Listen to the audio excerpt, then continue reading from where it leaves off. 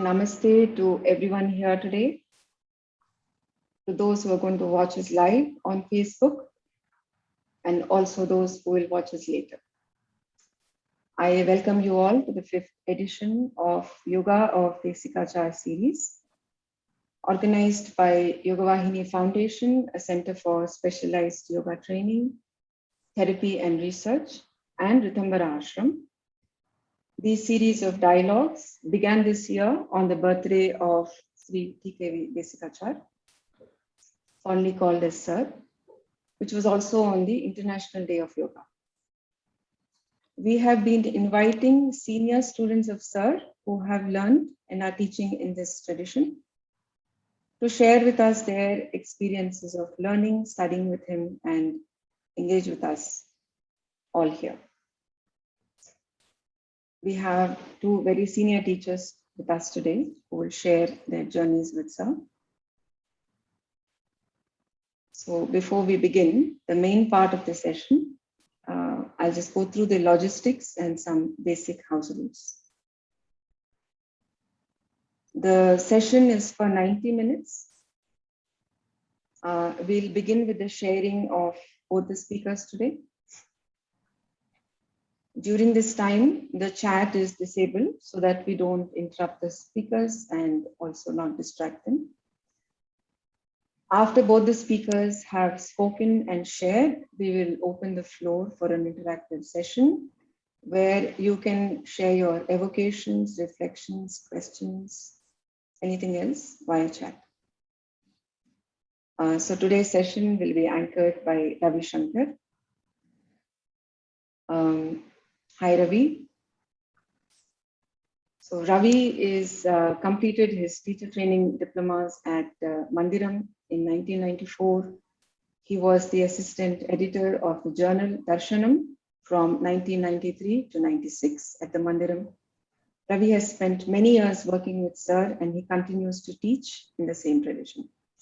Ravi and his wife Sheila founded and run Yoga Nidhi, a center for yoga and Vedic chanting. So I invite Ravi now to introduce the speakers and begin the session. Ravi, thank you, Shakuntala. Thank you, and happy to be here. May I now call upon Balu to render the opening prayer as we begin this dialogue? Thank you. I'll just say a brief prayer. Guru Brahma, Guru Vishnu, Guru Devo Maheshwaraha, Guru Sakshat Param Brahma Tasmai Shri Gurave Namaha. Shariram Surupam Tatha Vakalatram Yasascharu Chitram Dhanam Merutulyam Manaschena Lagnam Guroram Gripatme Tatakim Tatakim Tatakim Tatakim Kalatram Dhanam Putra Putra Disatvam Griham Bandhava Sarvam Etathijatam Nasyena Lagnam Guroram Gripatme Tatakim Tatakim Tatakim Tatakim Shadangadi Vedo Mukhesha Srividya Kavitwadi Gatyam Supadyam Karoti Manasyena Lagnam Guroram Gripatme Tatakim Tatakim Tatakim Tatakim Videseshu Manya Swadeseshu Dhanya Sadachara Vritteshu Matto Nachanyaha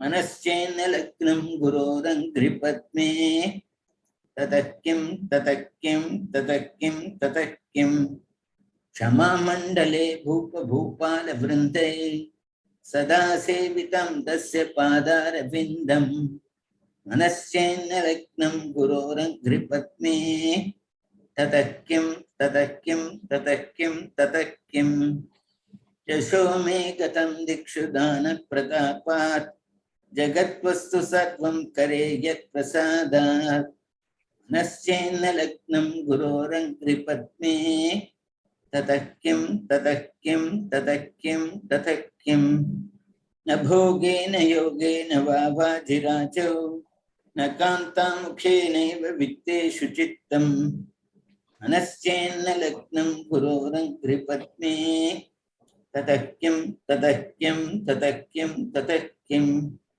अरण्येन वासस्य गेहेन कार्ये न देहे मनो वर्तते मे त्वनख्ये मनश्चेन्न लग्नं गुरोरग्निपद्मे ततक्यं ततक्यं ततक्यं ततक्यं गुरोरष्टकं यः पठेत् पुण्यदेही यतिर्भूपतिर्ब्रह्मचारी जगेहि लभेद्वाञ्छितार्थं पदं ब्रह्म संज्ञं गुरोरुक्तवाक्ये मनो यस्य लग्नम्.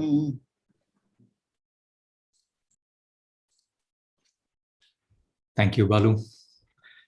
This is such a great forum where we remember our teacher and the wide-ranging implications of the yoga he taught.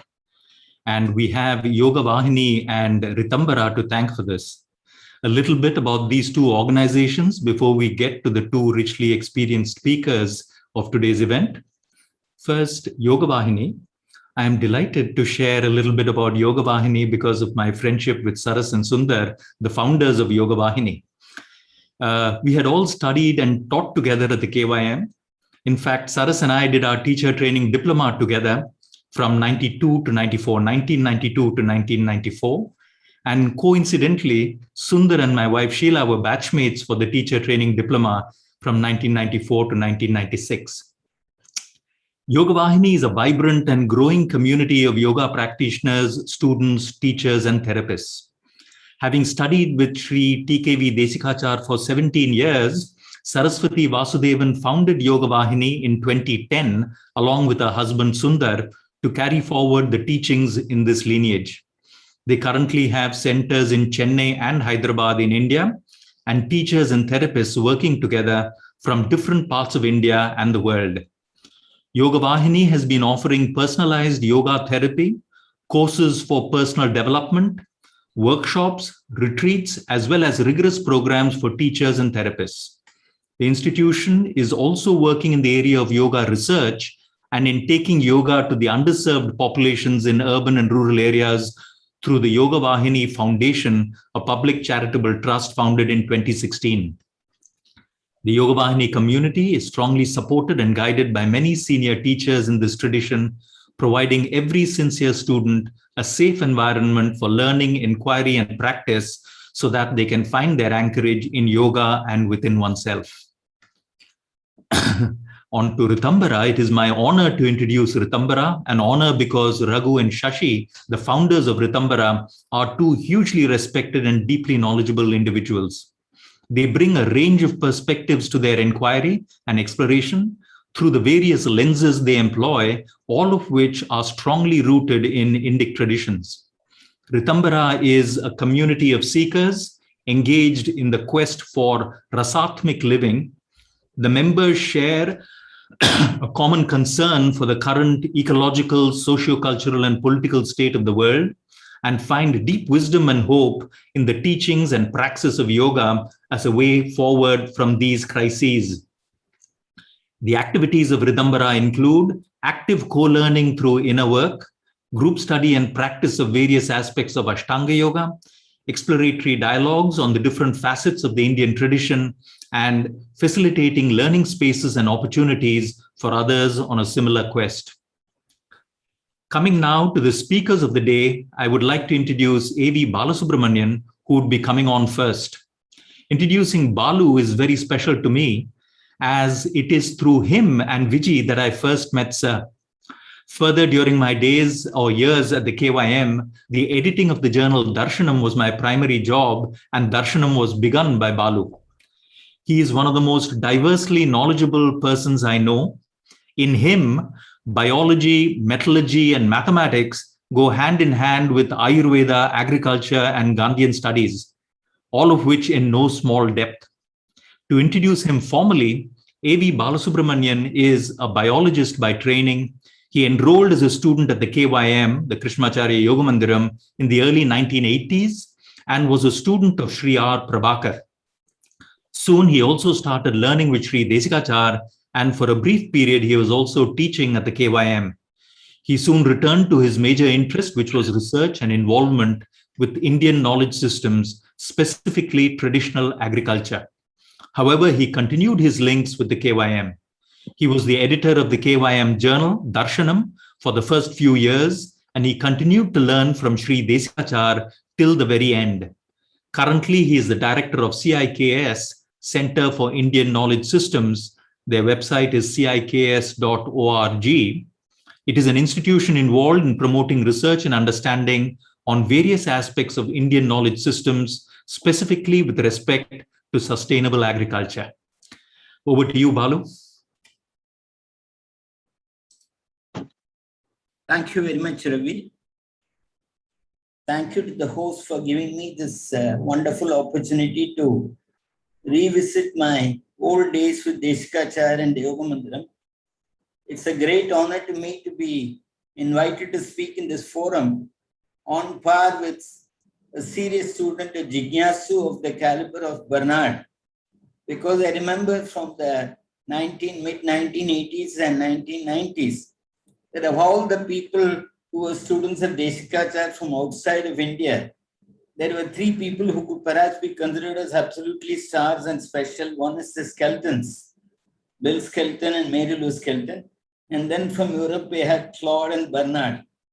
Desikachar used to joke saying that these people insist on coming to me year after year, Balu, and decade after decade. I really don't know if I have anything left to teach to them. And then in one of his books, he had even said that there are people who continue to teach me year after year under the pretext of learning from me. So it's a great honor to me to be here in this gathering. And it's a great honor to be built on par with Bernard, who is such a Jignasu. Thank you very much for this opportunity.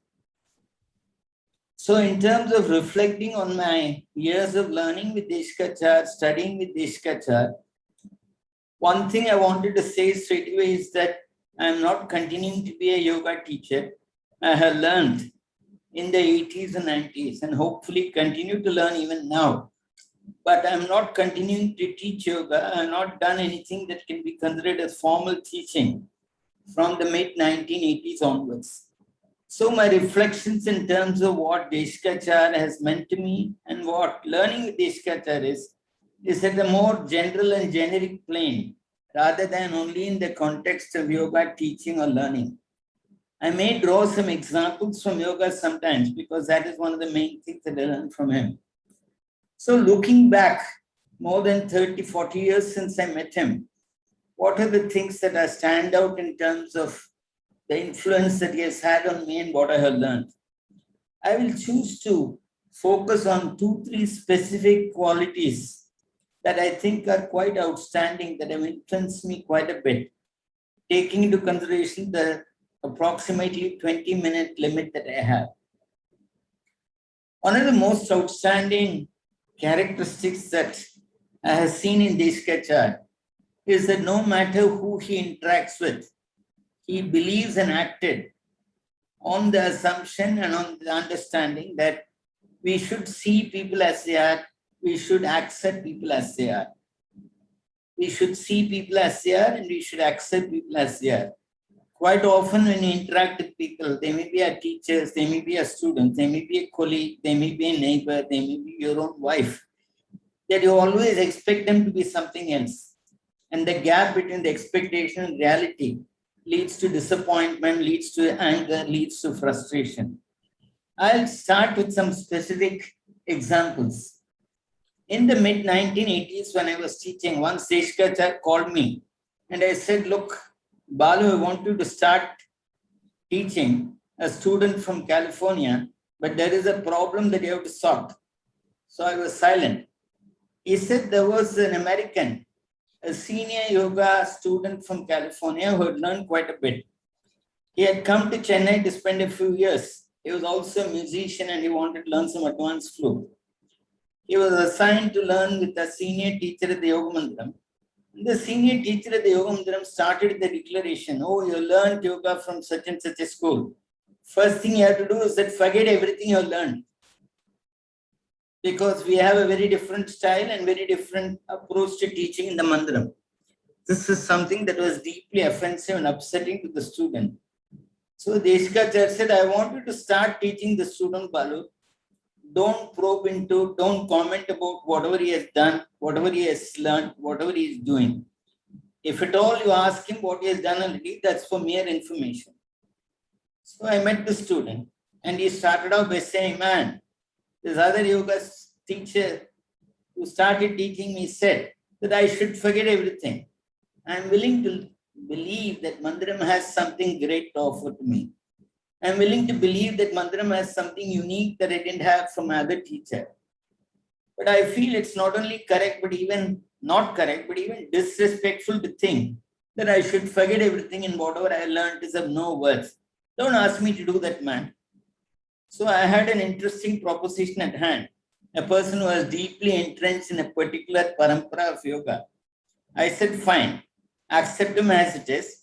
I found that he had advanced training in yoga in many ways. His Utkatasana was superb. His Adho Svanasana was absolutely fine, and I admired the way in which he could get his heels flat on the ground and all that. But then slowly I started introducing elements of breathing. Can you breathe evenly when you stand in such and such an asana and assume this posture? Can you look at your inhalation? Can you look at your exhalation? Can you enhance your exhalation? Can you make it smoother? Can you look at these ratios? And suddenly it dawned into him that there is an entirely new world or dimension of yoga which he was not aware of. Over a period of time, he got into a deep appreciation of the style and manner in which the Yoga Mandiram was teaching him. And hence, he started evolving from where he was. The most important thing was, it was not me or anyone lecturing him saying that, look, what you already learned is limiting or not of worth. He gradually grew into that realization and understanding himself. This is a remarkable quality of Desikachar, that you have to accept and take people as they are and lead them on. You can't dictate to them saying that, look, you're the wrong place, you have to be elsewhere. This is even more important the case of therapy. One particular case, a very distinct, very outstanding case that Desikachar has handled, to my understanding. He was approached by somebody who was a stalwart or a legal luminary in Tamil Nadu, one of the most outstanding legal brains and legal figures. He was a man who was highly anglicized and modernized in his habits. He used to go to the riding club every day and do horse riding. He developed a very severe back sprain and a back problem. So he came to Desikachar, and at the time he came to Desikachar, he came with the declaration, look, I have a severe back problem, but don't ask me to give up horse riding. I can't do that. He came with the charged kind of an attitude of this kind. So Desikachar looked at him silently, smiled and said, I am not asking you to give up anything. I am not asking you to go slow on anything. I only want to ask you, can you give me 20 minutes of your time every day? He looked very surprised and said, sure, why not? I want you to give me 20 minutes of your time every day in the morning. And on days when you go horse riding, I want you to give 10 minutes of your time in the evening. He said, fine. He had a discipline to stick to certain practice. And over a period of few weeks, Desikachar put him in some yoga practice so that his back pain started decreasing and his posture and his back health improved substantially. After about 6 to 8 weeks, he came back to Desikachar and said that this yoga practice has done wonders to me.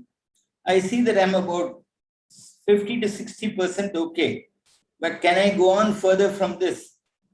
At this point, Desikachar said, well, our ancients believed that it's not just exercise or yoga, but there are some other things that influence your health.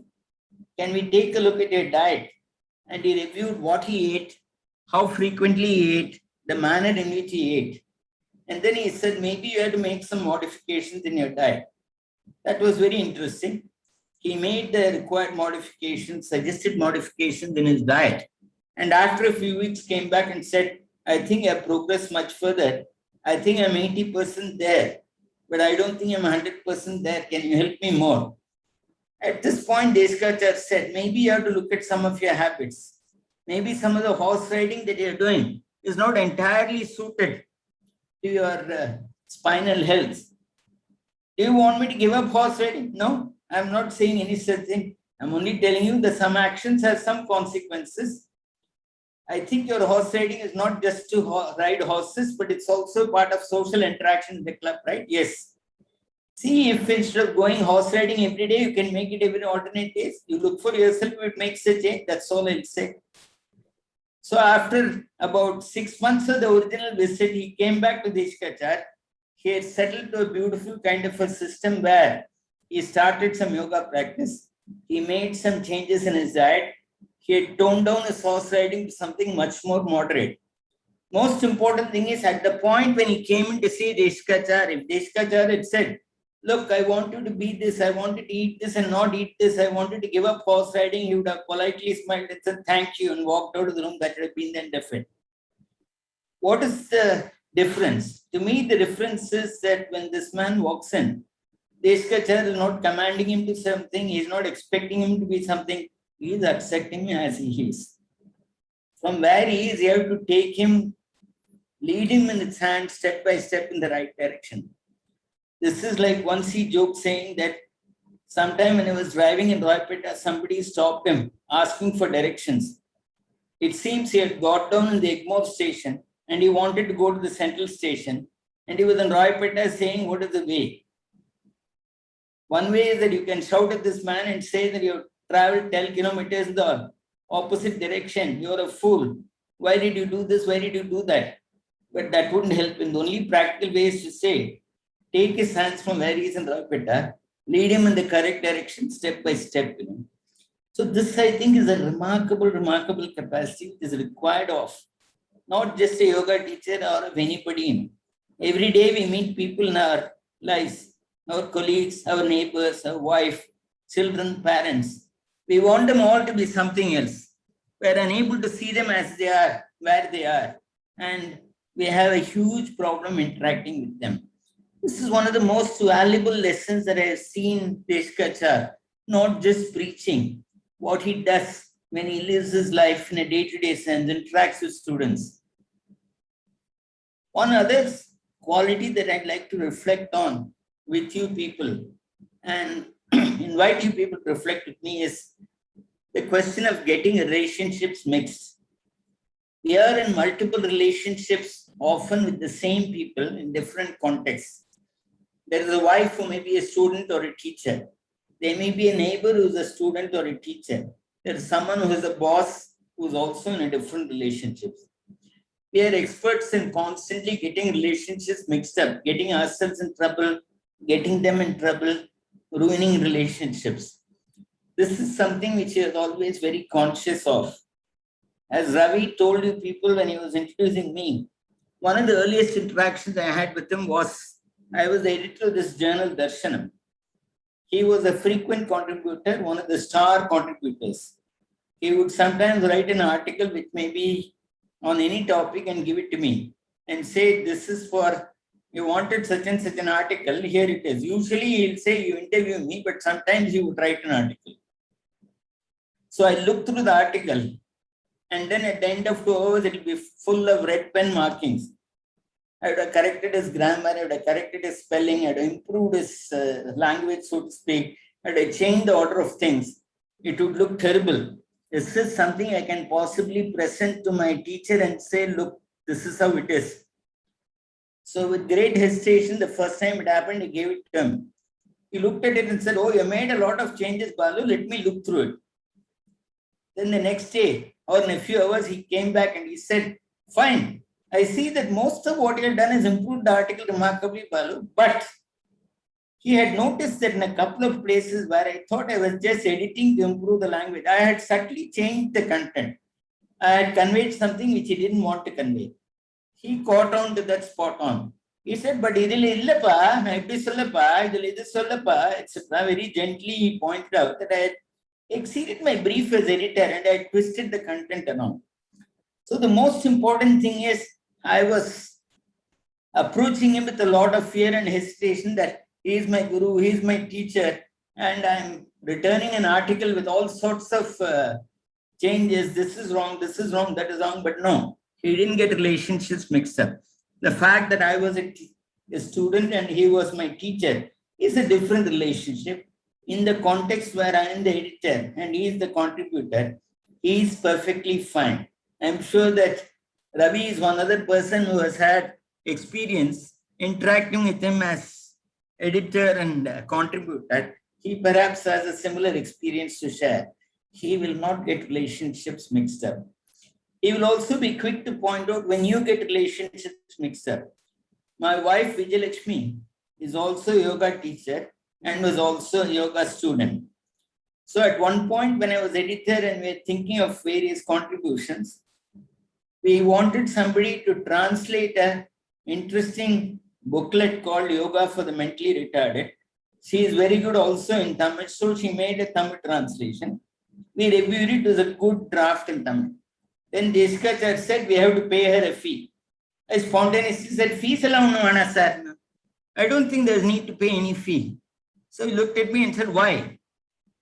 I didn't really have an answer because I was getting things mixed up. I was thinking, based on what I know of her as a wife, that it's a very easy task for her. She didn't need the money. Why should we give her the money? All sorts of nonsense which has nothing to do with this relationship. So Desikachar just said, Balu, think clearly. You're getting relationships mixed up. You're not talking about someone who is your wife.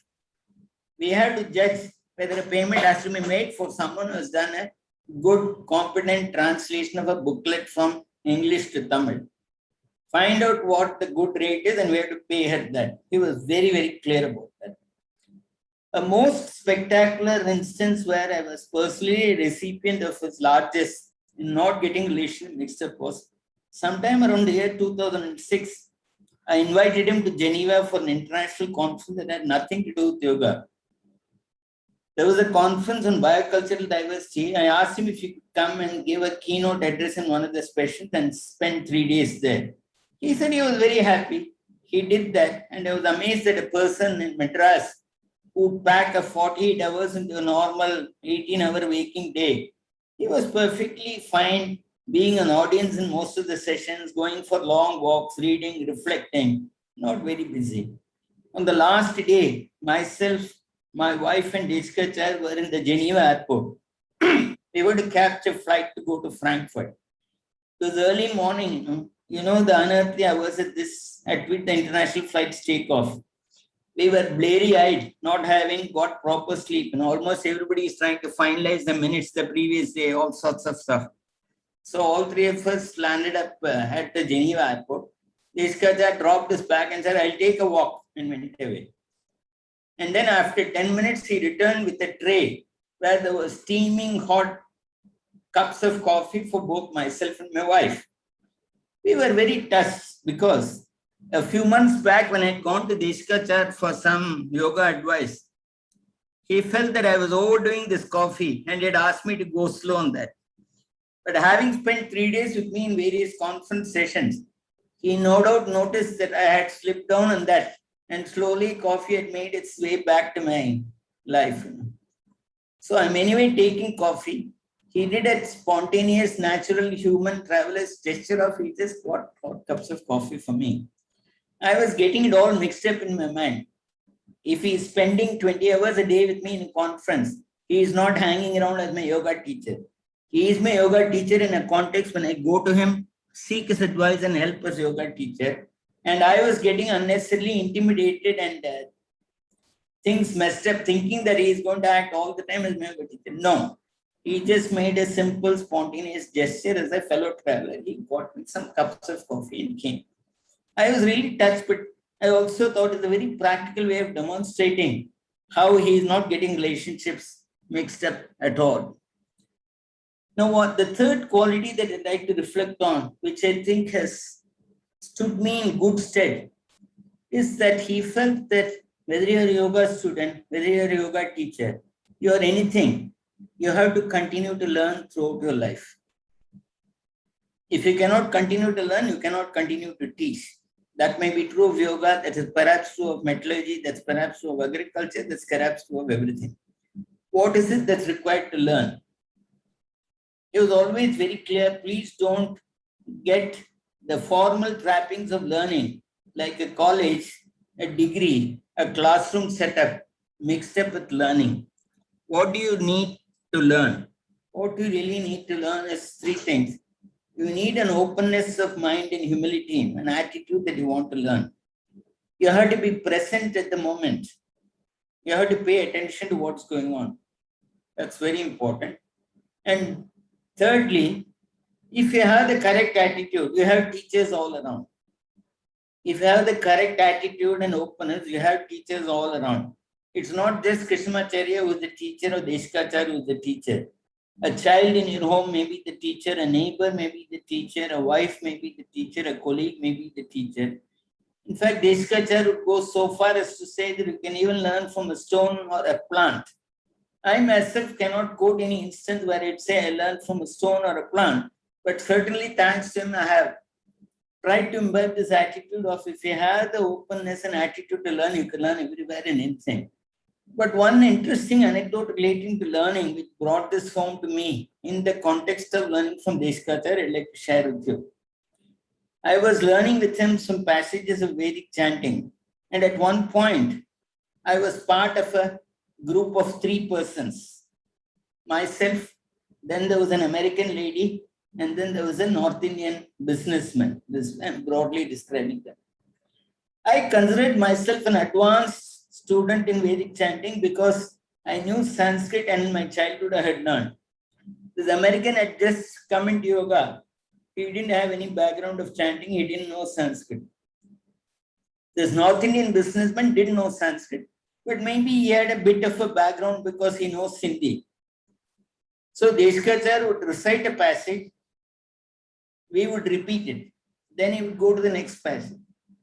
Sometimes, after saying the passage once, if he didn't reproduce it to his perfect satisfaction and with the correct diction, correct pronunciation, he would say it once again and we would repeat it.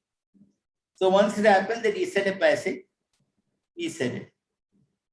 He repeated it, we said it. Then he repeated it for the second time. And before he repeated it for the second time, he stared at me very keenly and said that. Then I suddenly woke up. I realized what was happening was that in a standard Vedic chanting passage, he had made a small change. The 2 colleagues of mine who had no prior background in Vedic chanting listened to him carefully and repeated what he said. I thought I knew it already. I was just recalling from memory. What I was recalling was not what my teacher said, but I was just reeling off something from memory. So I woke up brutally, came to the present and realized that I was just not paying attention.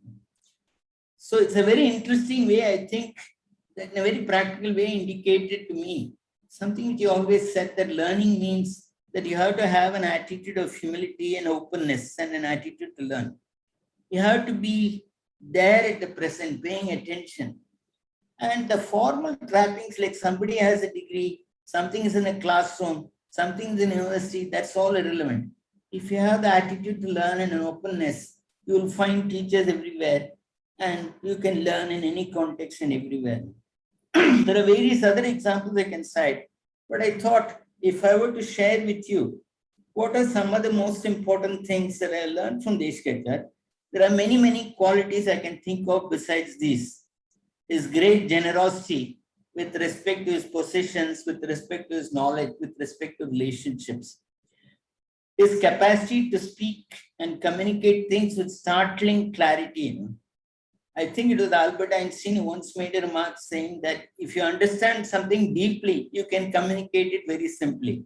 I've always been struck by the fact that while many of us feel that you can't talk about concepts of yoga without using this Sanskrit term or that Sanskrit term, sometimes Sanskrit term may become just some things behind which you hide your ignorance. He used to be able to speak with startling simplicity using just everyday language, communicate some of the concepts extremely powerfully.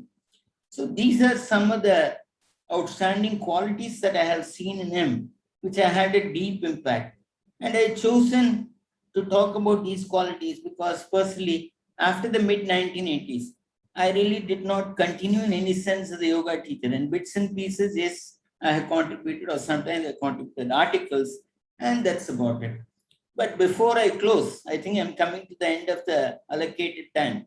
I thought I'll share a couple of minutes with you to reflect about the context here is Desikachar and what Balu has learned from Desikachar.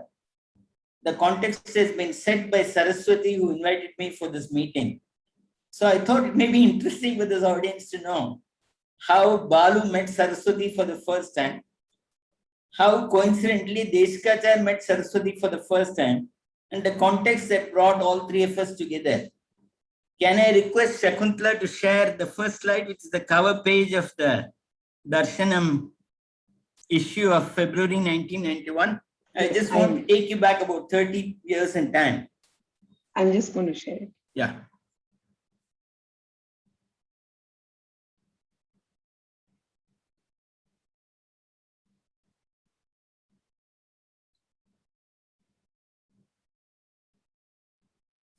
Now the cover page, please. It's a dark cover showing Krishnamacharya relief. I came up with these few slides when I tried to answer for myself the question, how did it all start? When did I meet Saraswati? How did I meet Saraswati? Coincidentally, how did Desikachar meet Saraswati and how did she get into yoga? This is the cover page of this publication, which says Darshanam, a publication from Krishnamacharya Yoga Mandiram. It says volume 1, number 1, February 1991. In the year sometime, I think maybe summer or late 1990, I met Desikachar and I was having a chat with him about Mandiram and life after Periyar, after Krishnamacharya. And then he said, we want to start a journal Darshanam. The idea of it had been discussed earlier, but for various reasons, it couldn't be taken to fruition. So I said, is there any way in which I can help, sir? And Desikachar promptly said, yes, Balu, I wanted to be the editor of Darshanam. So I was silent for a while because at that time I had a lot of other commitments in terms of the institutions that I was associated with. Then I said I'd be happy to give my time, but I don't know if I'll have enough time to dedicate for this. Then Desikachar said, all of us can help you, Balu. I can help, teachers can help. If you want to hire anyone, that's also fine. So I said, maybe let's do that, but perhaps it can be done if I hire someone as an editorial assistant. He said, fine, go ahead, find someone suitable and we'll hire. So we advertised for the post of editorial assistant.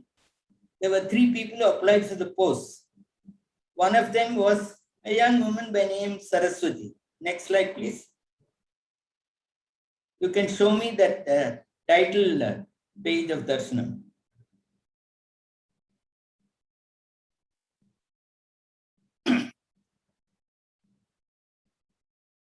Actually, what happened was that we worked on this for a few months, and in February 1991, the first issue of Darshanam was produced. The context of this was very interesting, that if you can zoom down, probably you can, I don't know if people can see that. Right at the bottom to the left-hand side, if you can see the credits, what you see is editor is A.V. Balasubramanian, editorial assistant is V. Saraswati, publisher is Professor S. Swaminathan, who is an old student of Desikachar, and cover design is by Tota Tarine, this person, a film world personality, who is also a student of Desikachar. Can you show me the next slide, which shows the Patanjali photo of Patanjali diagram? See, sometime in 1990, when we advertised for the post of editorial assistant for Darshanam, there were 3 people who applied. One of them was Saraswati. In the room in which myself, Desikachar and Mala met, so to speak, interviewed Saraswati, there was a picture of Patanjali, a line diagram. This is not the exact picture, but it looks approximately like this. So Desikachar pointed to the picture and asked Saraswati, do you know who that is, Ma? Saraswati said, no, I don't know. Then Desikachar said, well, you don't know, but can you take a guess? Saraswati paused for a few seconds and said, is that Rahu? Then we said, okay, thank you. After Saraswati left, Desikachar turned to me and said, Balu, Well, that is not the correct answer. I'd say it's not a bad answer. Then we discussed the various people who had applied for the task, for the post. And then we decided. Desikachar said, in fact, I remember his words, I think we can try that Saraswati. There is some life in that person. What do you say, Balu? So myself and Mala also agreed that there was some life in this candidate. So let's hire Saraswati. So Saraswati became the editorial assistant and joined Krishnamacharya Yoganandram. But then we had a small problem at hand. They had hired her for a capacity in language and editing editorial assistant, but she didn't have any background in yoga. What can we do? It so happened that Krishnamacharya Yoganandram had started out advertising a course for yoga teachers. So we said, then why don't we ask her to enroll in the course for yoga teachers? She might as well also pick up some yoga. I said, yeah, that's a good idea. So Desikachar said, yes, that's a good idea that she should pick up some yoga. So in 1991, Saraswati joined the Yoga Mandiram as editorial assistant. And in the process, she also started this journey to, as they say, pick up some yoga. And the rest is history, as they would say. So I think I'll conclude my presentation here. Thank you for this wonderful opportunity. I'll take it. Thank you, Balu. Those were some very rich experiences shared. And I know there will be many here who would like to draw you out further in the interactive session. The last anecdote you shared where Sir says, while that is not the correct answer, the thinking behind it is appreciable or, close to that, brings out an aspect of Sir that would show up in his classes. He wanted us to think and apply logic. That was much more important to him than a correct answer brought out from memorization. But thank you again for those very rich experiences shared. I am now very happy to introduce Bernard Bouanchaud. Bernard is one of the most senior teachers in the Desikachar tradition, not just in Europe, but around the world. I had the privilege of engaging closely with Bernard as he used to produce the French edition of the journal Darshanam. His attention to detail and perfection in production raised the standards of our own local production of Darshanam, and there was much we learned from him. Through other engagements with Bernard, we have seen that he carries these qualities into everything he does. Bernard Bouanchaud first became fascinated by Eastern wisdom when working as an architect and interior designer in Iran in the early 1960s. Upon returning to France in 1966, Bernard spent the next 10 years immersed in the study of yoga in Paris. It was at this time that he first met TKV Desikachar. This meeting became a defining moment of Bernard's life and began a period of regular study in Chennai, where he went to learn from Sir. These studies focused on the postures, the breathing techniques, the therapeutic application of the practices, and the fundamental texts of yoga. Upon becoming a yoga teacher and then a teacher trainer and lecturer, Bernard continues his studies as closely as possible to their Indian sources. An author of many books on yoga, he now spends his time between writing, private teaching, and the training of yoga teachers. Over to you, Bernard. Thank you so much. Thank you to all of you. Sri TKV Desikachar, for me, had so many qualities, rarely seen united in a single man. He has made his imprint on my life. He was, for me, a master in the Indian sense of the term guru, a man whose words had weight on myself. He was also a man of caring, capable of listening to the suffering of another one, and proposing effective means of relief. He was a guide who the steps of one who followed him. He was also a respected example of the lineage of which he was a worthy representative. Most of all, he was the one who led others to freedom. I will just give some example of one of his main, let us say, 7 qualities. First, Guru. Guru, first of all. Let us remember his name, Desikachar, is the name he favored among the 4 names chosen by his father, Tirumalai, Krishnamacharya, Venkata, Desikachar. Desikachar, the one who guides, who leads toward Desha openness.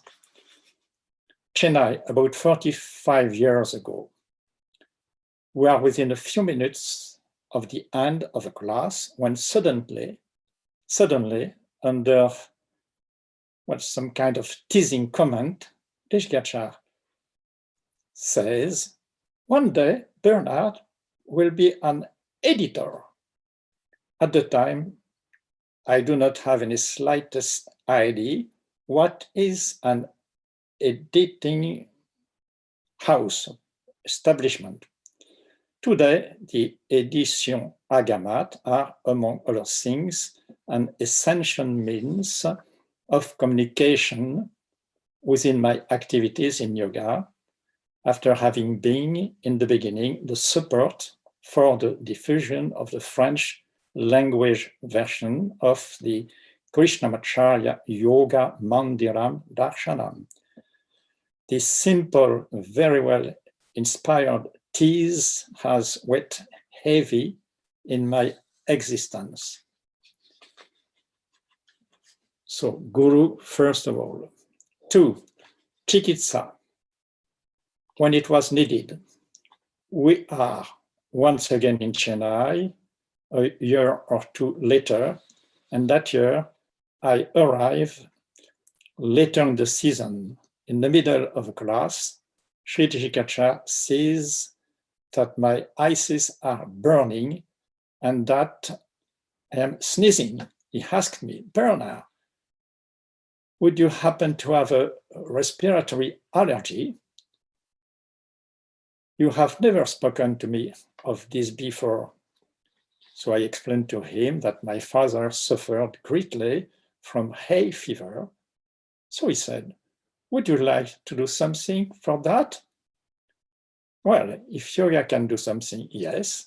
So he gave me a very intensive practice to reinforce the prana zone, pranasthana, and this for 2 years at a row, and preferably during the springtime.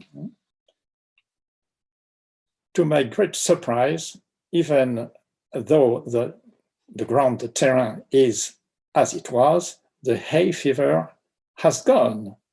He was thus the therapist who get me out of a health handicap. So Chikitsa, number 2. Number 3, Acharya, the guide to the guides. One of the most faithful students asked me for a practice that would favor the conception of a child, as she was having difficulty becoming pregnant. I introduced her to Desikachar in Chennai, where he intelligently explored the possible causes of her difficulty. At the end of the course, he told her, would you please come back in 3 days? 3 days later, he asked her if she were ready to move with her husband in order to get further away from her mother. That is what she did, and today is happily raising a daughter. How many times did I not present to my professor one of my students for whom my propositions were not sufficiently effective? I learned so much in watching his work. He was thus not only the one who guided me, Acharya, but also the one who taught me how to guide the steps of others. Number 4 now, Guru Shishya. the lifeline. You know, I used to be a sailor. The lifeline is the link that attaches the sailor by means of a safety harness to the ship in a stormy weather. Should he fall into the water during a maneuver, he will not be definitely lost in the immensity of the ocean. I will never forget the ritual ceremonies that took place from the inauguration and benediction of the Sannidhi. Shriti Krishnamacharya had just left his earthly body. All who were present in Chennai for the inauguration of the Sannidhi retain an unforgettable memory of the event. The priests of the temple to which this lineage is associated were there to bless the foundation, to sanctify its construction, and to place flowers at its summit once completed, an unforgettable model of respect for the lineage. Number 5, Thavam, the whole palette of tools. Before meeting my professor, I investigated the main yoga courses in Paris. I would leave each course when I was convinced that I had become acquainted with what the instructor could transmit to me. Once I began to go regularly to Chennai, I found there each time in my teacher a new teacher who introduced me to a large palette of tools, asana, pranayama, banta, mudra, but equally important, how to transmit mandala, a meditation support for a student interested by the visual universe, or how to introduce mantra recitation for another student. I learned how to present a ritual practice for a person at the end of his or her life, or touched by serious illness, or just simply engaged in religious research. This palette includes, of course, the transmissions of the principal founding text of the yoga system. But above all, yoga therapy. This immense richness of tools helps me today to answer, to respond in a well-adapted manner to each request, as the Yoga Harsya teaches us. For 40 years, I met in the same mat a different being. I no longer had to change professors. The wisdom which he encompassed and which he transmitted was, in a manner of speaking, illimited. It was above all sarvam. Now, number 6, Dhanam Charisma. The first thing upon arriving in Chennai had always been to go to a market close to my professor's house in order to buy a basket of tray of fruits and flowers, not to arrive with empty hands. But what are these meager presents in comparison with the immense gift that Desikachar offered me?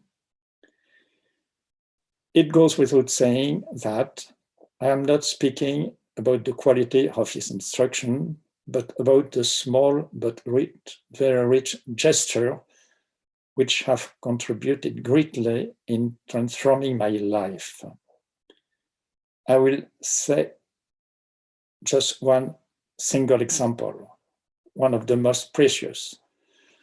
Toward the end of a visit, Desikachar tells me, Bernard, you had told me that you had a Catholic education.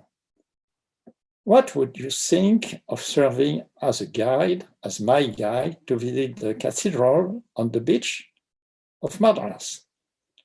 At the end of the visit, he brought me into a little boutique that sold religious objects within the shadow of the, let us say, bell tower. He asked me what object, medallion, bracelet, represents for you best your own religion. I showed him a small medallion of the Jesus Sacred Heart. Quick as that, he buys it, offers it to me before I even know what has just happened. He invites me then to come back to the Sanidi. He places the just offered medallion on the padukas of his father. After several minutes of singing and prayers, he returns this gift to me. And I can show it. I always wear it here, this small medal with a small part of the ring of the collar.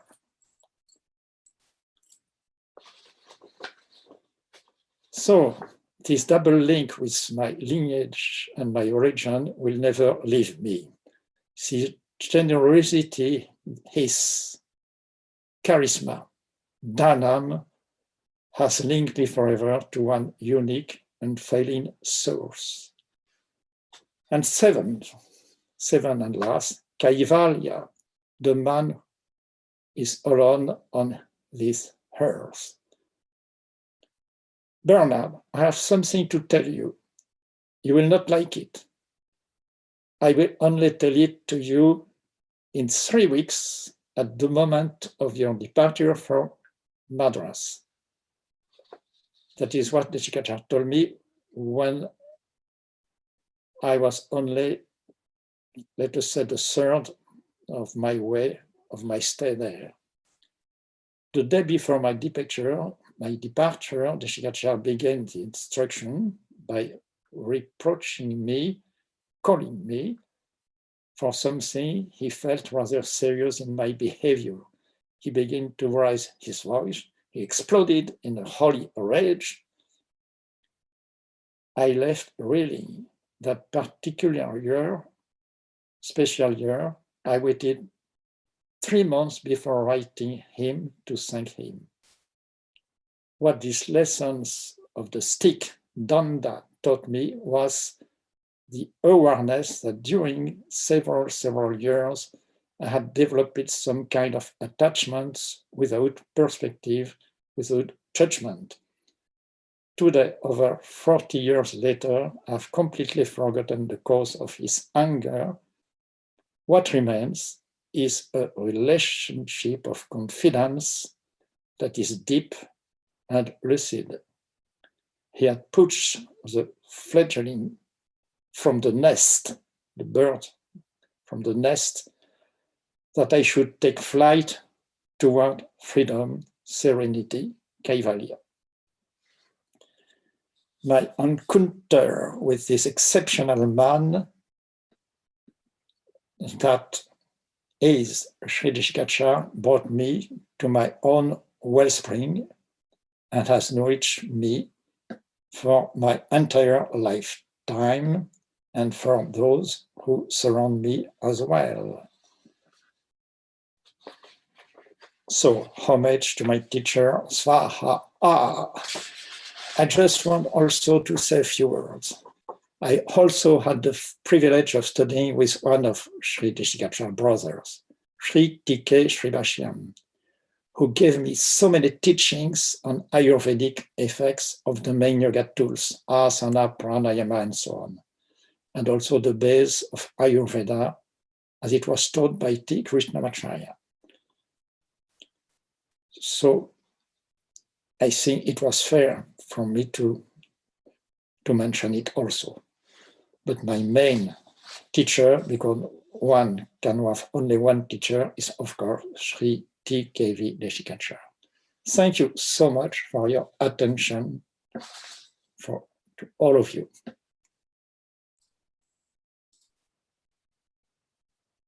Thank you so much, Bernard, for those rich experiences shared, all those qualities so beautifully illustrated.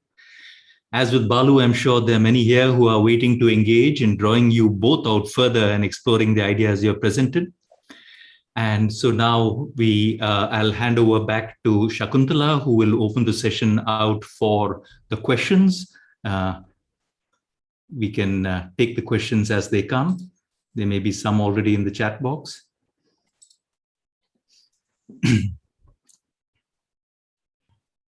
So while we wait for everyone to take in all that we heard, the close, multifaceted relationship that was with Sir. I'd like to also hear maybe from Ravi, a few words on how it was for him, how his journey was. And in the meantime, if any questions come, we can. I request everyone to type in the questions so that we can read them out and address them. Right.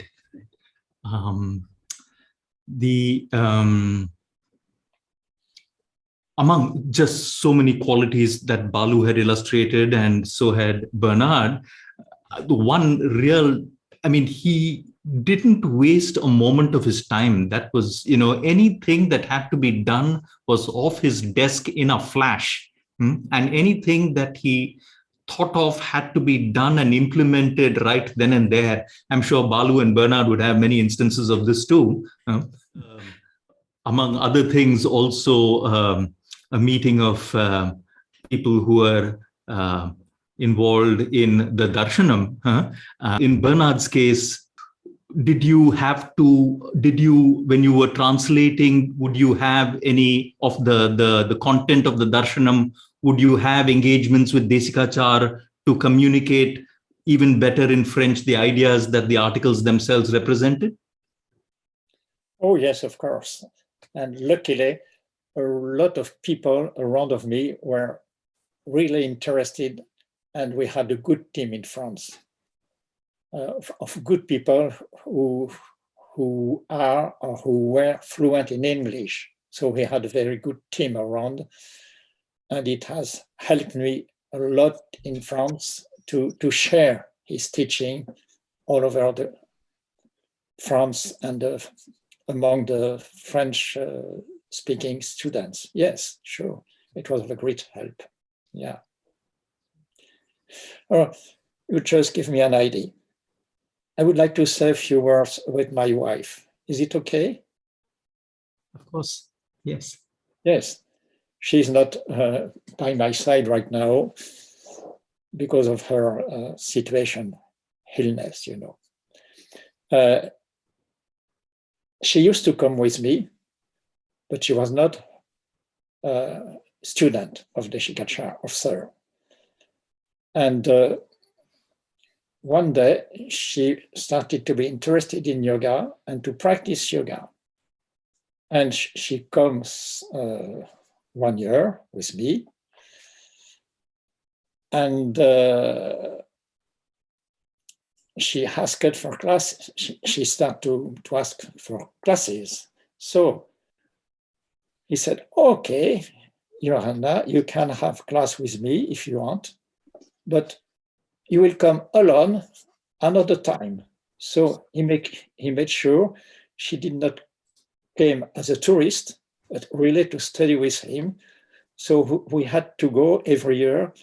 1 month I was alone in Chennai. 1 month she was alone in Chennai, to make sure we were there really to study and not as a tourist. And secondly, he discovered she had a lot of qualities for communication. She's a Dutch lady. So he asked her to write a book on yoga. She did not do. We come together the next year. And again, she asked for classes. So he told her, oh, so kind of you came with Bernard, did you write a book? And she said, no. I said, oh, you did not write a book. So I have no time to give you class. So she went into a hotel room and she get furious. And suddenly after a few days, she told me, I'm going to write a book. And in 1 week, she wrote the book with a lot of practice for a lot of health issue of the women. And after 1 week, she told me, tell him the book is finished. So I tell him the book was finished. Oh, you tell her to come with the book. And she came and said, oh, Johanna, you have finished the book. So now, oh, you can have classes with me every day. And she spent 3 weeks to correct all of the practice. And it was a very famous book in France. One of the main difficulty of the women, heavy legs, and so on and so on and so on. So you see, he was a wonderful pedagogue. Yes. As well.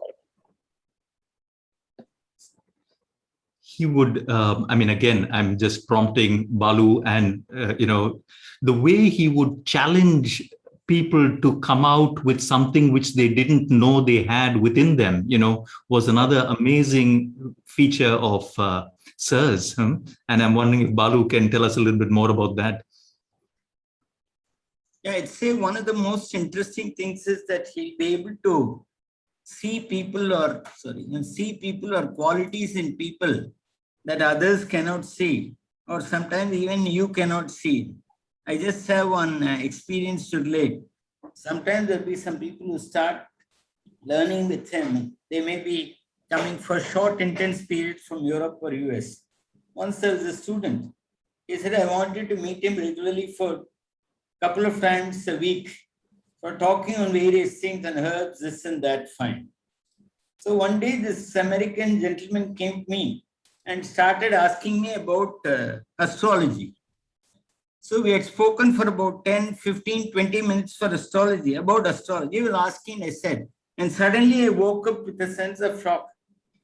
The thing is that in my student days in Central College in Bangalore, I had studied astrology for a while. Then I had, so to speak, given up my practice, if I may say so, of astrology. Nobody in the Mandiram context knew anything about my knowledge of astrology. How on earth did this American start asking me questions about astrology? So I said, hey, what made you ask me these questions of astrology?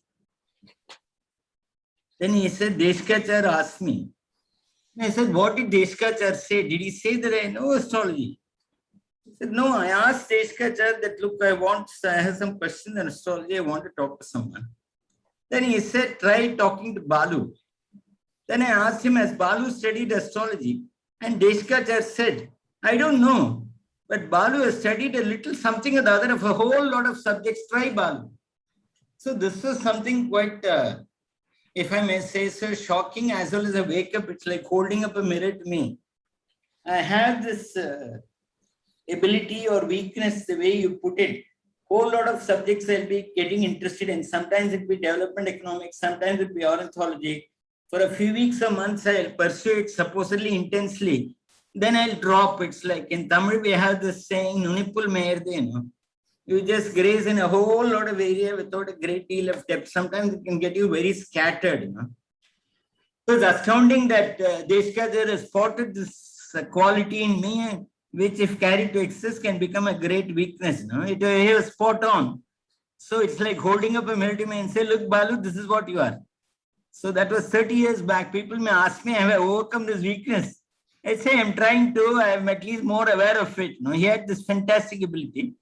Just as having met Saraswati just for 20 minutes, Saraswati is back here, I say, welcome Saraswati. He said, there is some life in that girl, Balu, let's hire her for darshan. Sure, he proved to be correct, as you can all agree. Welcome. Nice to see you, Saraswati. I must tell you one other thing about this whole episode of how we came to meet and hire Saraswati. My wife is a biology researcher by training, and she had advertised for the post of some researcher. 2-3 people applied, and she selected one. Saraswati also applied, but she did not select Saraswati. But then when we advertised for this post for Darshanam, my wife said, look, there is this young woman from IIT, she applied.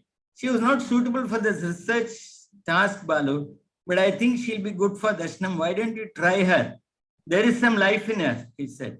So I thought two people who are very well known to me, close and highly respected, and my wife, both said there is some life in her, and boy, they proved to be correct. Thanks. Nice. We have one question from Vijayalakshmi. A question to Balu, sir. Much of what we hear about Sir points to him being a very good human being above all else. So this also translated into him being an extraordinary teacher. I think she would like to hear a little more about, so does it also follow that our flaws as human beings can reflect what we are or how we are as yoga teachers? And your thoughts on how it can transfer.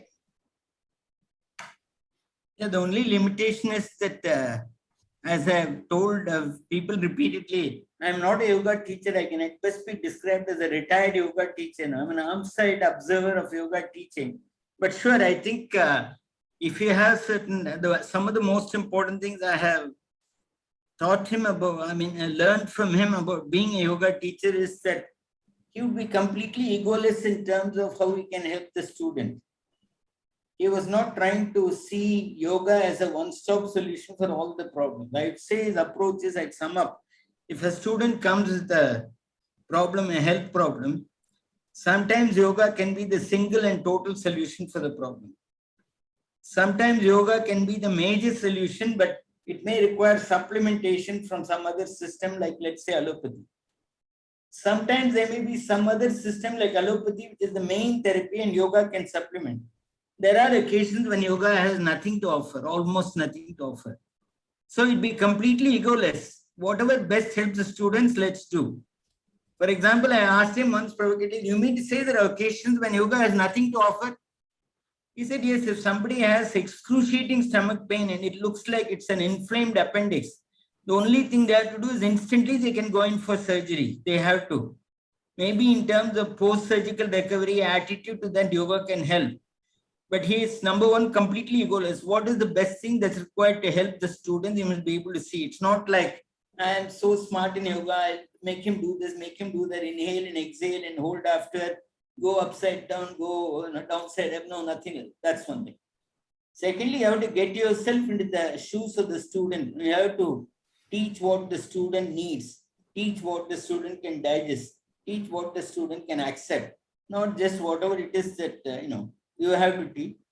And he also says that, there are times when if you're not continuously learning, if you're not continuing to evolve, if you have nothing more to offer to the student, you have to advise them to seek help elsewhere. There may be a point where you really have nothing more to offer to the student. And in fact, one other interesting aspect that I saw, excuse me, I have to switch off my... One other very interesting thing is that in comparison to various other teachers who were teaching yoga, who were my contemporaries, some had very flexible bodies, some had relatively stiff bodies, some had very stiff bodies. I am one of those people who had probably a very stiff body.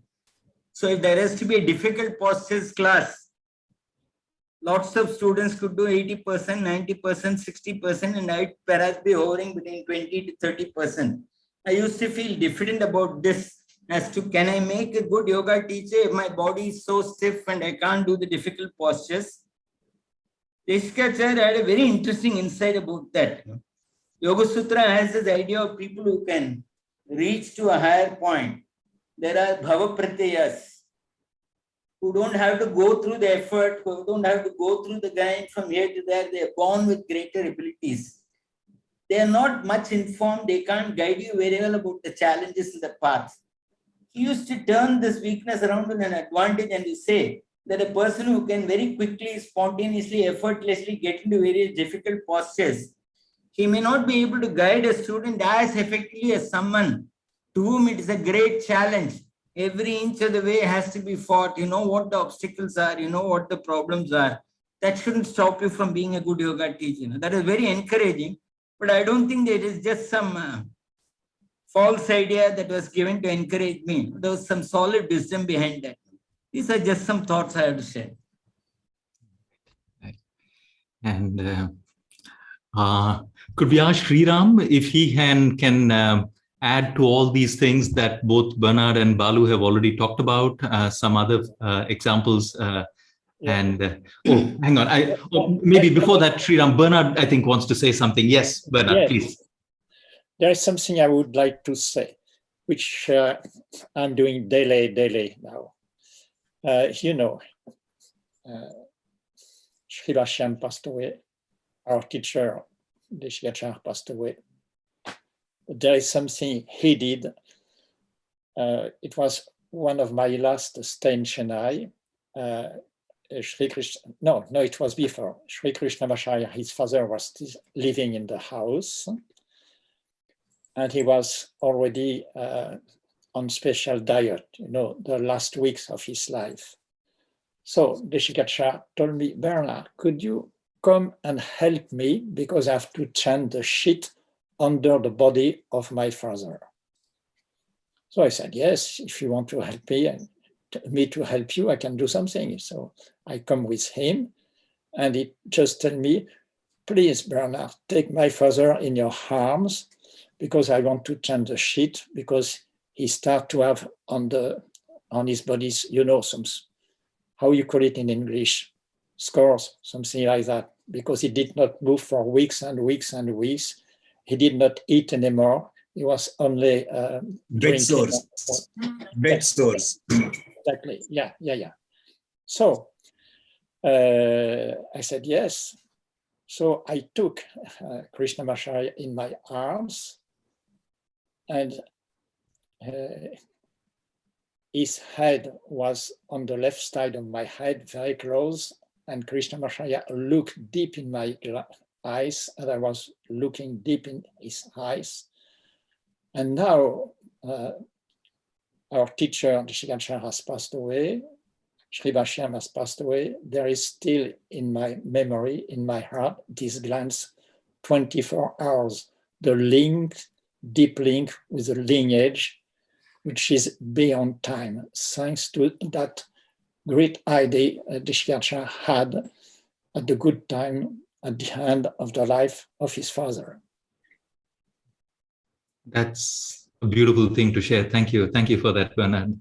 And we just see that Leslie Kaminoff has joined us. Leslie, would you like to share a few words about your association with Desikachar?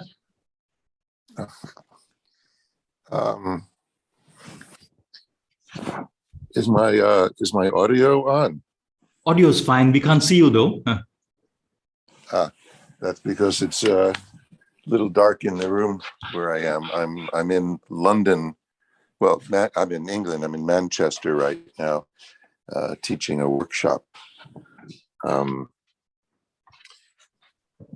Well, thank you for asking. I wasn't expecting to be asked. I was just here to listen. But you know, my experience with Desikachar is quite different from so many of the much more senior people who you've been inviting on the show and who I've had the honor to meet over the years. And sorry, I'm still not sure about that. Sorry, that was my watch.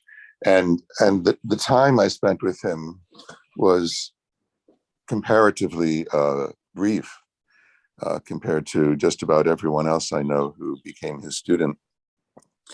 But the power of the impact that he had on me and my understanding in my life was very hard to measure in terms of just the number of hours I spent with him.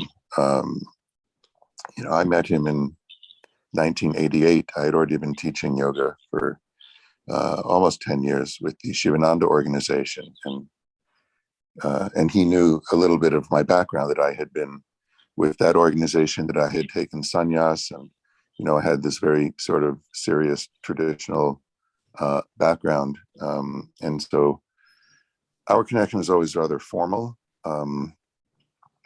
It wasn't like so many of his other students who became close friends and they'd have their arms around each other, and it was much more formalized in our relationship, and I felt very, very visible in front of him. I was acutely aware that he could see just about everything about me that there was to be seen, especially the things I had become convinced I was very good at hiding. And it's a very unnerving feeling to know that you're being seen to that depth.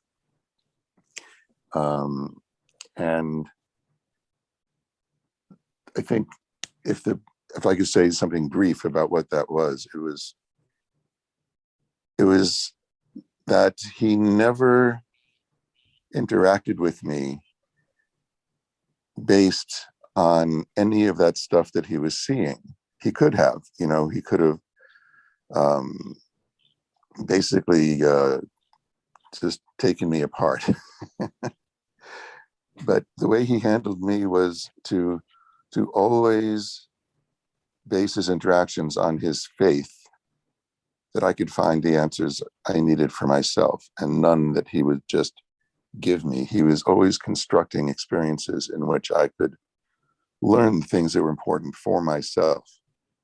And so the best way I could summarize it without taking too many words is I wrote him a letter once on the 10th anniversary of him becoming my teacher, and I thanked him so much for all of the teachings that had affected me so deeply and profoundly. But I said that what's affected me most profoundly are not any of the things that you've said to me. It's all of the things that you could have said but didn't. And I think he appreciated that I had that perspective, that I understood this special way that he was sort of handling his relationship with me. And that to me has been a sort of a role model going forward for me as a teacher, to respect the students' ability to come up with what they need for themselves, and to assist by maybe creating an environment where the tools they need are available, but not imposing any of my judgments or goals on their process. So that's I think the best sort of brief summary I could give on the spot, so to speak. No, that was, thank you, Leslie. That was, it really does add another facet. It's like you say, he knew how to, or knew what was needed for each person, and would conduct himself in that manner for the person's own benefit and growth, I guess. We have just a few minutes left. Maybe I can ask Sriram to join us. Is Sriram here? Sriram, can you unmute yourself, Sriram's please? mic is muted. Sorry. Okay, yeah, sorry. I think I can only add that often I had that feeling he knew me better than I did myself. For instance, he pushed me into teaching children and teaching children with handicaps. I thought this is absolutely not my world. But after about 4 or 5 years, I really thought this is the most beautiful world I've discovered in my life, working with children with handicaps. And so, I mean, he did push me into many things, or even Vedic chanting. I was absolutely disinterested. I didn't want to go down that line at all, Vedic chanting. He literally forced me into learning Vedic chanting and compelled me to join classes and compelled me to sit and chant along, etc. so that I really developed deep interest. And then today it's become such a big and important part of my life. I mean, he forced me into it, literally, you know, as a teacher can force a student. So, and I can say it's like he's noticed that there is some deep, something which is in me, which draws me towards it, but maybe some outer thoughts or inhibitions where I say, no, I don't want it. So in that sense, and actually what I would like, maybe since I'm living in the West, I've met Sir here and in India, I mean, or no, have interacted with him here and in the West. I would like to hear from Bernard something about, did you, Bernard, have I mean, you have invited him so often to Europe and been with him so often here too in Europe. Was there a difference for you in the interactions than when you were with him in India? Bernard. Yes, yes, a big difference, because he had to learn many things in the West, and it was a surprise with me. Once I invited him, and he was in the hotel room, and he thought it was India. So he put some milk in the boiler of the hotel. And of course, the boiler is made for boiling the water with, you know, so many degrees. So it was so difficult, so many small things like that. So he was happy to learn the way we behave in the West with the tool we have in the West. And he was with a lot of, I don't know the English name, you know, joyful with any situation, with everything which happened in the West. Yes, very joyful always, and adaptation to every situation.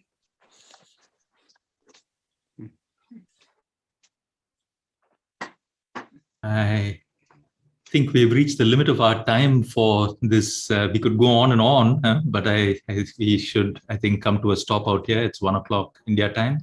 So thank you so much, Bernard, and thank you, Balu. It's been really rich and engrossing hearing you both speak. Thank you, Leslie, for joining the conversation at no notice with no notice at all. Thanks, Sriram. And thanks everyone for actually this beautiful coming together. And each session kind of recharges us and brings rich material with which to examine our own work. So till next month, we are recharged. And I will now ask Bernard to just give us a small closing prayer with which this session can come to a close. Thanks to all of you. Thank you so much to all of you.